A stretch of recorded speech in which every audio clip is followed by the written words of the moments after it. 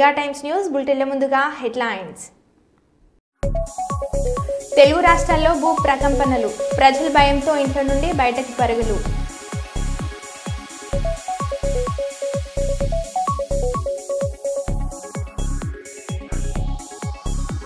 P Gannavaram మండలం నాగులంక ప్రాథమిక పాఠశాలలో కీచక ఉపాధ్యాయుడు.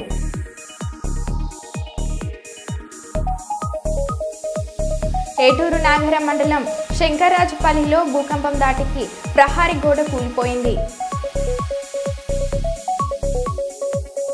రేగిడి మండలం మధ్యరాముడిపేటకు చెందిన 50 మంది అయ్యప్ప స్వాములు ప్రయాణించిన బస్సులో అగ్ని ప్రమాదం.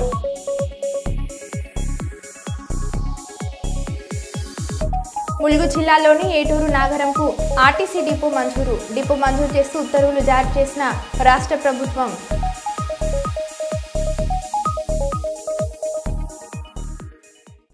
ఇక వివరాల్లోకి వెళ్తే, ఎమ్మిగనూరు రూరల్ సీఐగా మధుసూదన్ రావు బాధ్యతలు చేపట్టారు. సిఏ విక్రమ్ సింహ బదిలీ కావడంతో ఆయన స్థానంలో బి మధుసూదన్ రావు ఇక్కడికి వచ్చారు. బాధ్యతలు చేపట్టిన సిఏ మధుసూదన్ రావుకి సిబ్బంది శుభాకాంక్షలు తెలిపారు. అనంతరం పలువురు విలేకరుల సమావేశంలో మాట్లాడుతూ ఎమ్మిగనూరు గ్రామీణ ప్రాంతాలలో ఎలాంటి అవాంఛనీయ సంఘటనలు చోటు చేసుకోకుండా శాంతి భద్రతలకు విఘాతం కలగకుండా చర్యలు చేపడతామని అన్నారు.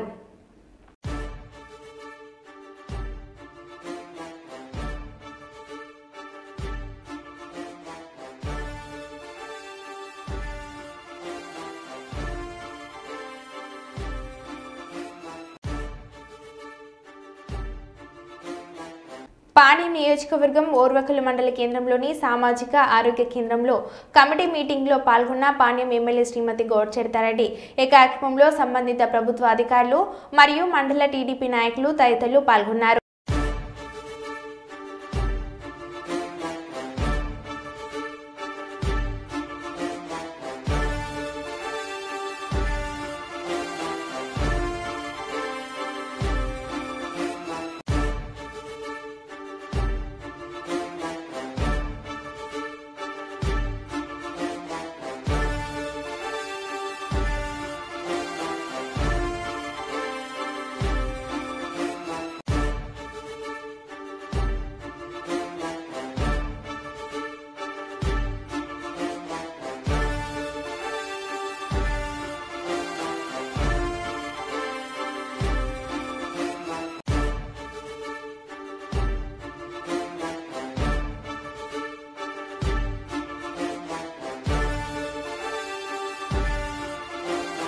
తెలుగు రాష్ట్రాల్లో భూ ప్రకంపనలు కలకలం సృష్టించాయి. హైదరాబాద్, హన్మకొండ, వరంగల్, ఖమ్మం, భద్రాద్రి కొత్తగూడెం, మణుగూరు, గోదావరిఖని, భూపాల్పల్లి, చెర్ల, చింతకాని, భద్రాచలం, విజయవాడ, జగ్గయ్యపేట, తిరువూరు, గంపలగూడెం పరిసర గ్రామాలలో పలు సెకండ్ల పాటు భూమి కంపించింది. దీంతో ప్రజలు భయంతో ఇల్లు, అపార్ట్మెంట్ నుంచి బయటకు పరుగులు తీశారు.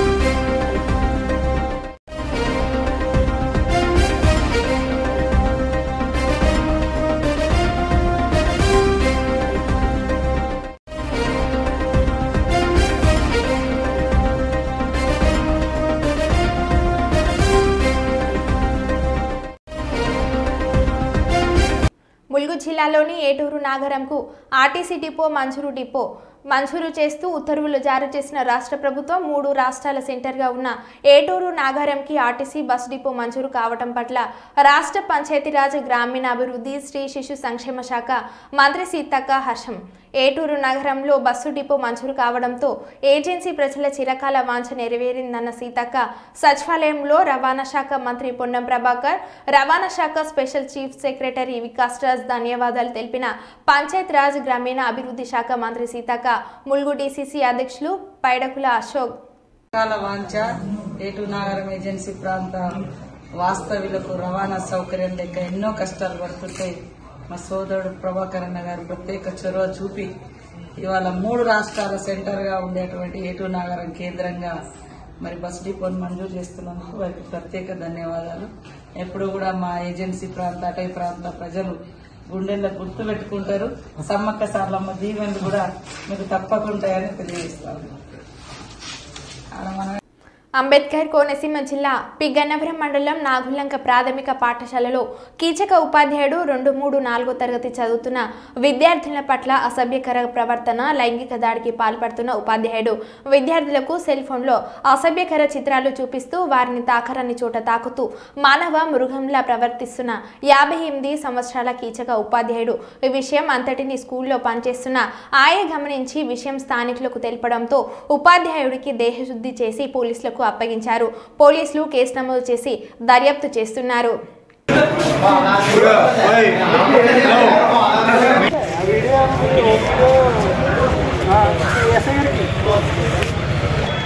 పక్కన ఉన్న రోజు కనీసం ఇలా చూడలేదా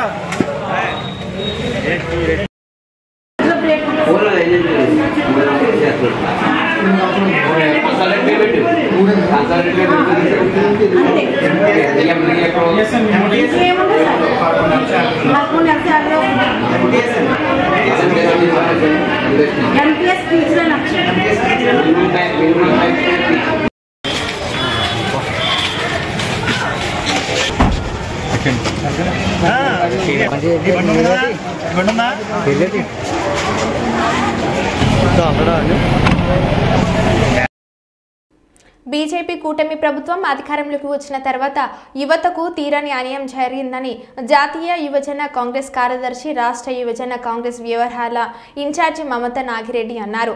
ఆంధ్రప్రదేశ్ కాంగ్రెస్ కమిటీ అధ్యక్షురాలు శ్రీమతి వైఎస్ షర్మిలారెడ్డి ఆదేశాల మేరకు మంగళవారం కర్నూలు జిల్లా కాంగ్రెస్ పార్టీ కార్యాలయంలో కాంగ్రెస్ పార్టీ జిల్లా అధ్యక్షులు, మాజీ ఎమ్మెల్యే, టీటీడీ పాలక మండలి మాజీ సభ్యులు పరిగిళ్ల మురళీకృష్ణ అధ్యక్షతన యువజన కాంగ్రెస్ సమావేశం జరిగింది.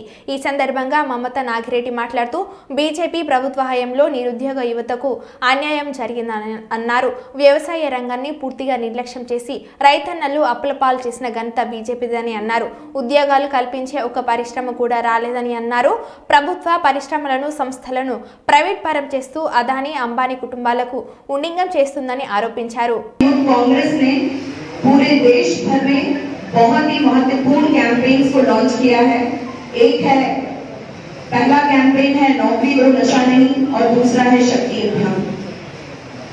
इस कैंपेन्स को लॉन्च करने का मेन मकसद ये है, हम लोगों को मालूम है जब से BJP lead NDA government power में आई है, लगभग 45 इयर्स में बेरोजगारी दर यानी अनएम्प्लॉयमेंट रेट सबसे ज्यादा बढ़ चुका है. आज 2024 का अगर आप डेटा देखेंगे तो it stands on 7.8% unemployment rate which is almost, लेकिन चाहे वो बीजेपी गवर्नमेंट सेंटर में हो, चाहे एनडीए गवर्नमेंट रूलिंग स्टेट्स हो, वो पूरी तरीके से अपने दिए गए जितने भी प्रोमिसेस हैं पूरी तरीके से विफल हो चुके हैं. उन्होंने डिमोनेटाइजेशन 2016 में लेकर आए. हम सब लोगों को मालूम है कि क्या हुआ. 1.5 साल से इस देश का किसान दिल्ली सीमाओं पर प्रोटेस्ट कर रहे थे प्लेटफॉर्म लॉस के लिए. आखिरकार मोदी जी को फार्मर्स के आगे झुककर माफी मांगने पे मजबूर कर दिया इस देश के फार्मर्स ने, किसानों ने, और उनको अपनी जो काले कानून है कृषि के काले कानून उनको वापस लेना पड़ा। उसी तरीके से देखा जाए तो प्राइवेटाइजेशन जो एक अहम मुद्दा है और आज हमारे देश में अनएम्प्लॉयमेंट का मेन मुद्दा बना हुआ है। जितनी भी संस्थाएं हैं वो कोशिश में लगे हुए हैं कि वो अडानी और अंबानी को हक में ले दिया जाए, जिसको हमारे पूर्वजों ने, बहुत सारी पॉलिटिकल पार्टी ने और कांग्रेस पार्टी ने सोशल वेलफेयर के लिए और सामाजिक hundreds of crore of money, he bribe 20 to 100 crores of money to the Indian officials to get the plant established here in India. मैं आप लोगों के माध्यम से बीजेपी गवर्नमेंट से ये सवाल पूछना चाहती हूँ कि एमएसएमई जो हमारे माइक्रो स्मॉल एंटरप्राइजेस हैं, after corona they are struggling to reestablish themselves, so उनके लिए आपने क्या कार्रवाई करी? उसी तरीके से देखा जाए तो कर्नूल में आज हमारे डीसीसी प्रेजेंट से seized by the Indian administration. मैं आप लोगों से बोलना चाहती हूँ कि बीजेपी गवर्नमेंट दावा करती है कि गुजरात एक ड्राई स्टेट है, तो ये जो ड्रग्स का माफिया है, ये ड्रग्स आखिर कहाँ भेजा जा रहा है? ये सिर्फ और सिर्फ युवाओं को गुमराह करने के लिए, उनको मिसगाइड करने के लिए किया जा रहा है, ताकि वो अपने हक की जो आवाज है वो उठा ना सके। आज का भारतीय युवा जो है पढ़ा लिखा है, होशियार है, प्रॉपर एजुकेटेड है, उनके पास प्रॉपर स्किल सेट है, लेकिन उसके बावजूद उनको बेरोजगारी के अंधकार में ढकेल दिया गया इस बीजेपी गवर्नमेंट से। They are directed and misleaded towards communal violence. Hindu और मुस्लिम हिंदुत्व का नारा लगाते हैं बीजेपी खुलेआम। मैं उनको आप लोगों के माध्यम से यह भी कह देना चाहती हूँ कि हमारा देश, we are proud to be a democratic country, the largest democratic country in this entire world. तो आपकी जितनी भी नीतियां हैं वो सब विफल करने के लिए इंडियन यूथ कांग्रेस पूरे जोरों से फाइट करेगी, चाहे वो हमको ग्रास रूट लेवल में जाकर भी फाइट करना पड़ेगा, चाहे गली से दिल्ली तक, चाहे स्ट्रीट से लेके सड़क से लेके सांसद तक हम आंदोलन करेंगे और भरपूर तरीके से इस बीजेपी और एनडीए लेड गवर्नमेंट का खिलाफत करेंगे। उनकी जो कूटनीतियां हैं उनका खिलाफत करेंगे। इस देश में पिछले 1.5 साल से मणिपुर में आप लोग देख सकते हैं कि महिलाओं के ऊपर स्पेशल ములుగు జిల్లా ఏటూరు నగరం మండలం శంకర్రాజుపల్లిలో భూకంపం దాటికి ప్రహరీ గోడ కూలిపోయింది. భూ ప్రకంపనలు గోడ కూలిన సమయంలో ఎవరు లేకపోవడంతో ప్రమాదం తప్పింది. భూకంప తీవ్రత అత్యధికంగా ములుగు జిల్లాలో 5.3 రిక్టర్ స్కేల్గా నమోదైంది. ఏటూరు నగరం గోదావరి పరివాహక ప్రాంతం కావడంతో భూకంప తీవ్రత అధికంగా ఉంది. ములుగు జిల్లా ఏటూరు నాగారం సాయిబాబా ఆలయంలో సీసీ కెమెరాలో రికార్డ్ అయిన దృశ్యాలు.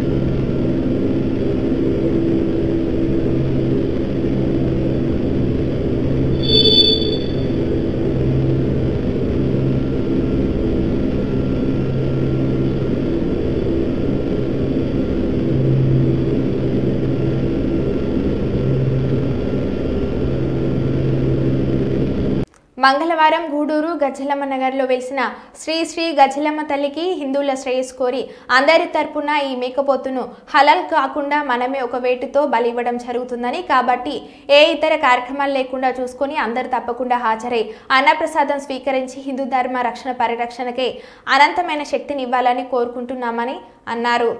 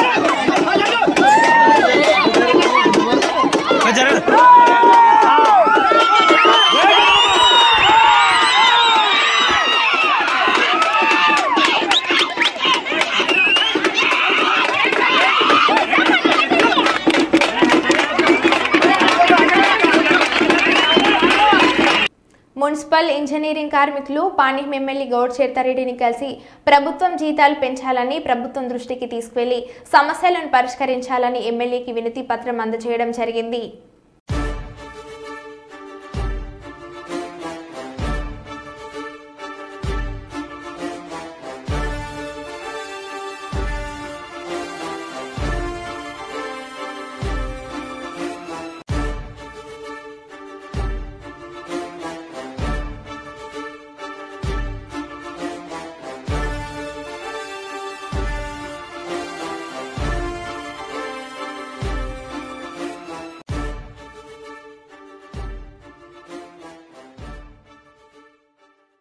అరవైదవ అంతర్జాతీయ విభిన్న ప్రతిభావంతుల దినోత్సవం సందర్భంగా కలెక్టరేట్ సునయన ఆడిటోరియంలో ఏర్పాటు చేసిన కార్యక్రమంలో పాల్గొన్న జిల్లా కలెక్టర్ పి రంజిత్ బాషా, జిల్లా న్యాయ సేవా అధికార సంస్థ అధికారి బి లీలా వెంకట శేషాద్రి.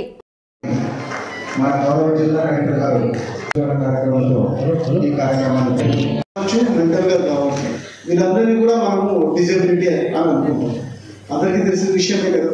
సో ఈ డిజబిలిటీ డేని వాళ్ళ యొక్క ఎలా అంటే వాళ్ళు నేను డిజబిలిటీతో బాధపడుతున్నాను అనే విధంగా లేకుండా అందరితో పాటు వాళ్ళు కూడా సమానంగా ఎదగాలని అర్థం ఏంటంటే ఈ సంవత్సరం యాక్సెసిబిలిటీ టు లీడర్షిప్ నాయకత్వ లక్షణాలు ఉండాలి, అది కొనసాగించాలి. వికలాంగులకు, దివ్యాంగులకు, డిఫరెంట్లీ ఏబుల్డ్ పర్సన్స్ అంటే ప్రతి ఒక్కసారి, ఎందుకంటే దివ్యాంగులు, వికలాంగులు అనే పదాలన్నింటినీ మార్చేసి ఇప్పుడు డిఫరెంట్లీ ఏబుల్డ్ పర్సన్స్ అంటే భిన్నమైన లక్షణాలు కలిగిన వ్యక్తిలాగా ఇలాగా ప్రతిసారి అంటే వాళ్ళకు వాళ్ళకు డిగ్నిటీ ఆఫ్ లైఫ్ అనేది ఇవ్వాలనే ఉద్దేశంతోనే పదాలు కూడా మార్చడం జరుగుతుంది, టైం టు టైం మార్చడం జరుగుతుంది.